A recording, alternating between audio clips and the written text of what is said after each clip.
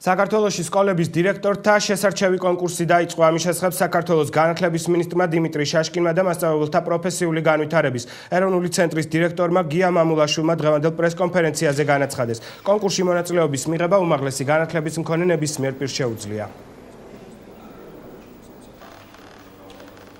ეს პროცესი შეეხება მხოლოდ და მხოლოდ დირექტორებს, რომელიც არ არიან არჩეულები, ანუ ეს სასერტიფიკაციო პროცესი არ ეხება უკვე არჩეულ დირექტორებს და შეეხება მხოლოდ და მხოლოდ მსურველებს, ვისაც აქვს სურვილი, რომ გახდეს სკოლის დირექტორი. განათლების და მეცნიერების სამინისტრომ მასწავლებლების კვალიფიკაციის ამაღლების სიფთან ერთად ჩაატარებს ამ გამოცდებს. გამოცდები ჩატარდება ორ ეტაპად. პირველი ეტაპი იქნება უშუალო გამოცდა და მეორე იქნება ფსიქოლოგებთან გასაუბრება. იმის შემდეგ, რაც სურველი მოიპოვებს სერტიფიკატს, მე როგორც მინისტრ მექნება უფლება, რომ წარვადგინო ეს თუ ის პიროვნება სამეურნეო საბჭოს იმისათვის, რომ სკოლის სამეურნეო საბჭომ აერჩიოს დირექტორი. რეგისტრაცია დაიწყო უკვე 25 თებერვალს.